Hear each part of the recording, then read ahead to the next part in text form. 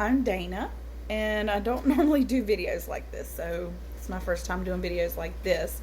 My husband said that we should document our chicken journey, and I kind of refused to do it over the past year that we've had chickens because I don't really like being on camera and talking like this, but we're going to do it, so here we go.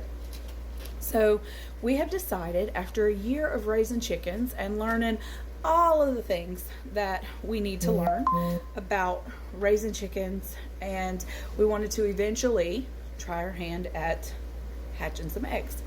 Now, this will be my first time ever hatching eggs, and a lot of people like to use incubators and stuff like that, but I have researched a lot of information about using a broody hen to hatch your eggs naturally. So that's what we're going to try.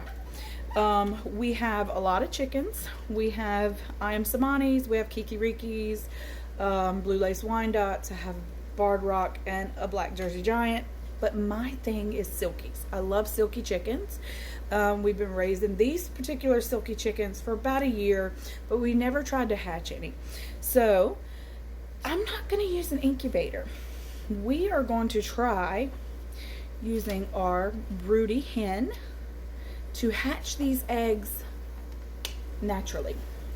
Now, I have one hen out there in my silky pen that always goes broody all the time. She's probably, of all of my hens that I have out there, she's probably the only one that really goes broody all the time. So we figured, why not try it and just see what our hatch rate will be by letting our hen hatch her own eggs instead of using an incubator. So I've collected a clutch of silky eggs. Now, with a Bantam Silky, which is what my silkies are, you probably want to give your hen about 8 to 10 Bantam size eggs. That's usually what they can handle, because they're such smaller birds, being Bantams. They're not going to hatch out that many over 10 because they're such small birds. They need, the eggs need to be able to fit underneath the bird properly, comfortably, so that she can do skin to skin contact with the eggs and be able to hatch that amount of eggs properly. So you want to collect a clutch of eggs, which is what I have done over the course of a 10-day period. After the 10 days, you probably don't want to collect anymore because the viability of those eggs goes down. It's not impossible, but if you want a good hatch rate, you want to give her the eggs back within 10 days. So over the past, because I have so many silkies out there, it didn't take me 10 days to collect what I wanted to collect because I have enough hens out there that are giving me eggs daily that I can go in and pull, inspect the eggs to make sure that there's no cracks, and make sure that your eggs stay as clean as possible. You do not want to wash your eggs. You want to wipe them off with a dry towel, paper towel, whatever. But I just go out there more than once a day, 2 or 3 times a day, to check for eggs, to make sure that these eggs don't have the opportunity to really stay out there and get muddy and, poop on them and stuff like that. Their nesting box stays pretty clean. I try to keep it pretty clean so that anytime I pull eggs, for the most part, all of my girls out there, when I pull eggs, their eggs stay pretty clean. So I placed my clutch of eggs. I've collected them and placed them in a egg crate, and that's how you want to store them. You want to store them in a room where the temperature does not get below 50 degrees, and you don't want to put them in direct sunlight in your house. You can keep them on your counter, you can put them in your office or an extra bedroom or whatever, and make sure that they don't get under 50 degrees. You'll have to keep them at room temperature. Do not refrigerate the eggs, and do not wash the eggs. Just keep them nice and cool and or nice and warm, I should say, and in an area where they're not going to be in direct sunlight. You want to store your eggs pointy side down so that your air pocket stays up at the top.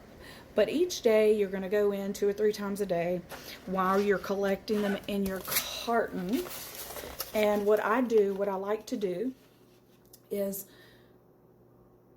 kind of turn them every day, 2 or 3 times a day. You want to make sure that membrane inside the egg does not get stuck to the side of the eggshell on the inside of the egg, because you don't want to have a non-viable egg, and you don't want your eggs or your chicks to get shrink wrapped inside. This was going to happen if they get attached to the inside of the egg. So you just rotate your eggs every day while you're collecting them, because once you give your eggs back to your hen, this is what she's going to do every day. She's going to turn her eggs. Now, an incubator will do that for you too. If you put your eggs in an incubator, you can rotate them, turn them, or a lot of incubators that people use nowadays, they're automatic, so they automatically turn your eggs and make sure that they don't stay in the same position for too long. So what's on the inside is not going to get stuck to the inside of the eggshell. So you collect your clutch, you're going to inspect your egg, you're going to candle your egg, and make sure that there's no cracks or anything like that in the eggshells. Your eggs are clean, they stay at a good temperature. Once you've collected the clutch that you want and how many you want, you're going to choose from those eggs which ones you decide to hatch. If you have say an egg that's more long, elongated eggs and thinner, those are probably not good for hatching, because there's not going to be enough room inside the egg for that baby chick to grow properly. You want to try and find the eggs that have the more plump, rounder, normal egg shape. So my husband is in the process of building me a hatching box for my hen. You want to put your hen in an area. Don't take them out from the coop or out away from all the other girls, because that could cause more stress than anything like putting them indoors or anything like that. You want to make sure that they stay outside with the other girls, but you'll section an area off just for her to be able to hatch her eggs without being all up in, the coop with the other hens, and so that the other chickens can't get to her while she's trying to hatch. She can stay in a safe, comfortable area to hatch her eggs, and the other chickens are not going to get in there and try to mess with her eggs, or possibly step on the eggs and crack them while they're trying to be hatched or anything like that. We'll put her in her own little nesting hatching box and create a very comfortable little spot for her to hatch her eggs. We will put a feeder and a waterer in there for her, just for her, because hens tend to forget sometimes while they're hatching eggs to take care of themselves.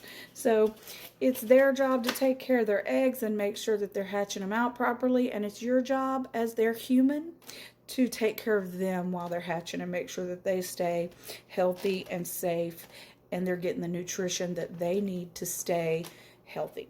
So that's what we're doing, and we're going to try our hand at hatching some eggs naturally with a broody hen. So I'm going to document our little journey, and we're going to see what our hatch rate is going to be and how successful we can be at hatching some eggs naturally with a broody hen. And as soon as my husband gets going on getting my hatching box built and everything, I'll come back with another video and let y'all see what my hatching box looks like and how we're gonna set her up in the little hatching box to hatch these eggs out. So until then, I'll see y'all later. Bye.